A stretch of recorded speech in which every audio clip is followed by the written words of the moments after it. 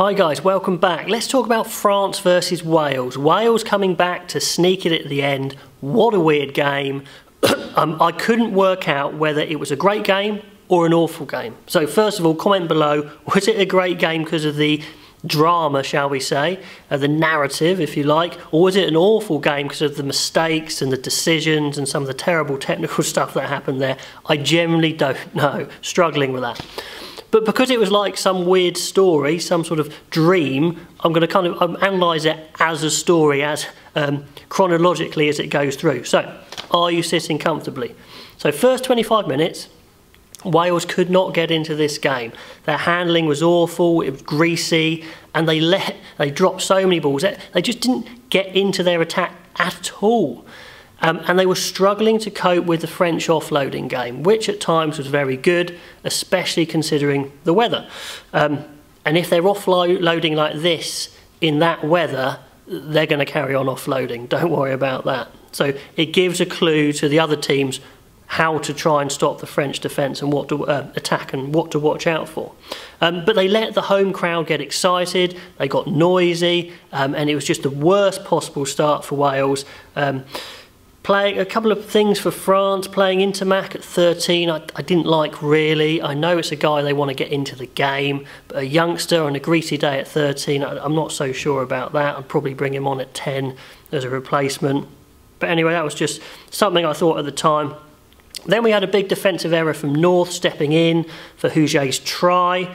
But then I think the French got together and went, oh, well, we feel sorry for North. Let's give them a try. Let's give them 2 tries, actually. So they gave North the opportunity to make up for that defensive error, which was nice of them. But, you know, that's what France do. They give and they take, and it's all completely unpredictable. Anyway, so then Liam Williams was class. He was the one thing in that first half that was good for Wales. But even he caught a bit of the yips and dropped the ball over the line when he should have scored. But apart from that, he was fantastic all the way through. So there we go. That was the big shining light for them. Then Anscombe missed some kicks, but then the French missed some kicks as well. So was it tricky conditions? But Anscombe needed to show he could step up and kick without Halfpenny there and starting in front of Biggar. So that was a big cross in his box really there. So that's not good. Would Biggar have been the better starter in those conditions? I know I called for Anscombe to start, but then I didn't know it was going to be pouring with rain. I don't know. You know, hindsight's a wonderful thing, but everyone was dropping balls, so it wasn't just Anscombe. Penaud, the French winger, was catching the eye. He was fantastic, so watch out for him. And then just more drops for Wales. France were winning the kicking battle in wet conditions. The French scrum was big, but the Welsh scrum was technically very good, so that is a tick for Wales. I wasn't sure about the Welsh kicking not philosophy, strategy, shall we say. They were kicking to keep the ball in play, and it was just allowing France to get into their attacking offloading game, whereas maybe they should have taken them on a bit more of a set-piece game, actually. I think they were worried about the French pack, and they definitely were kicking to keep it in play, which backfired. So comment on that one, whether it was a bad tactic or they just didn't do it well enough.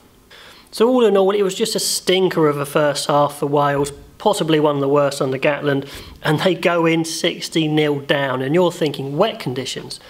All a sensible team has to do is keep the game tight, pin the opposition in their half, and see out the game, score a few points. If they score 2 tries, not a problem. But not France, no, they keep on playing, don't they? So then there was another stinker, but this time from Hougier, who gifted North that try. North had to be there to score, fair enough, but it was an absolute shocker.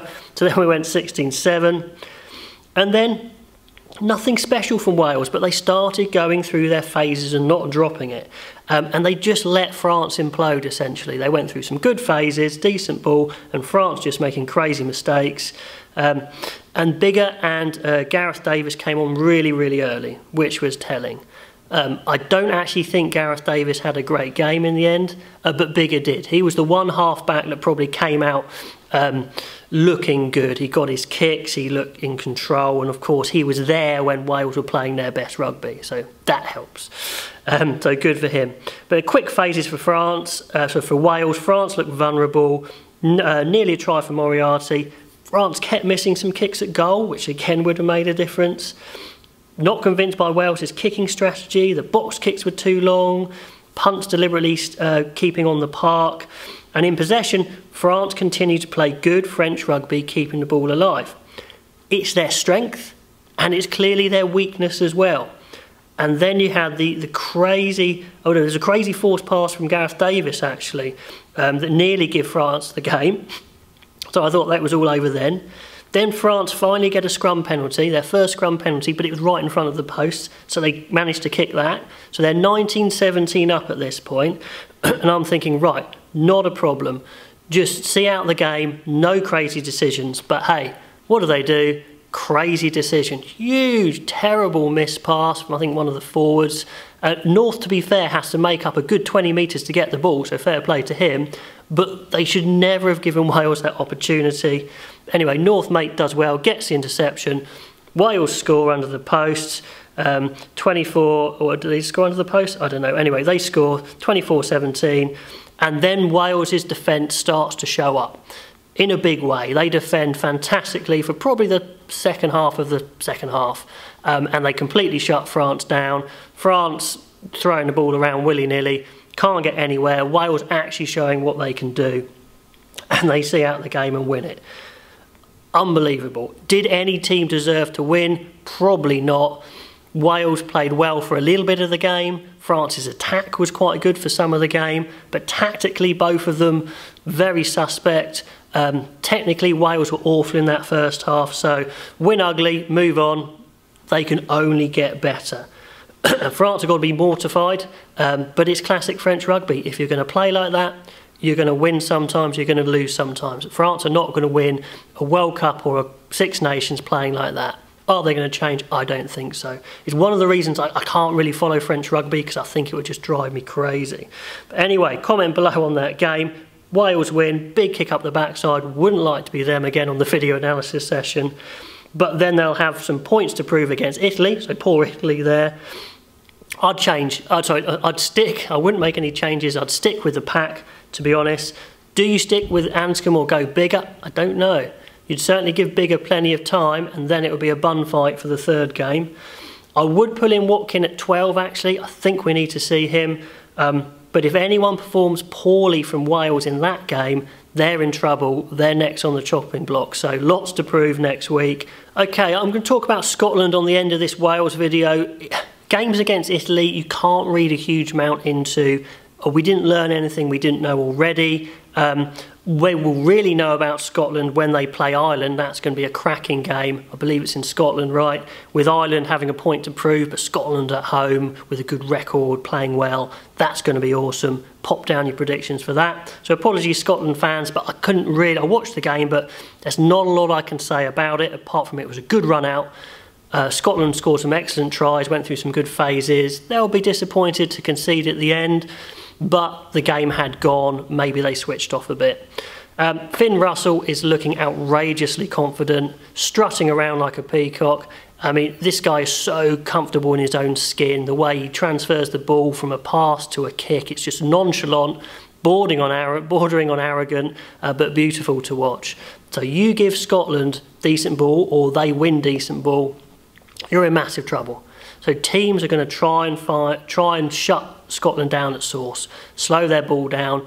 Ireland will certainly try and keep possession for long phases of play, better than they did against England, because they've just shown how good they are with Russell running that attack. He is the key. He spots the gaps, he spots the options, and then he has so many weapons outside him now. We had Johnson, Jones, Kinghorn, who I said had to start. Many said he shouldn't start. I said he has to start somewhere, scoring a couple. Hogg's dangerous. It's a brilliant backline, okay? But you've got to stop them getting that ball. Otherwise, like I said, you're in trouble. Scotland are clearly going to have to go up through the gears against Ireland physically. They didn't have to go crazy against Italy. They just had to play a nice, neat game. I'm still a little worried they don't have those big, heavy hitters in the pack. It's why I said I thought they needed to start Strauss, and I still think they do need to start him. They just might not get enough dents on the gain line. We shall see. If they do get good gain line ball, good front foot ball, they can win that game, absolutely. Could Ireland be 2 wins down? after 2 rounds? Unthinkable? Or are Ireland going to come back and absolutely squash Scotland, keep the ball, put them under pressure and see out that game? Anyway, let me know what you think. Let me know who's going to win, if there's any changes to that Scotland team. Probably not, to be honest. Maybe a few injury changes. Sam Skinner, I think, might be out. But anyway, let me know what you think about Scotland. Let me know who you think is going to win, Scotland and Ireland. Okay, until next time, I will see you then.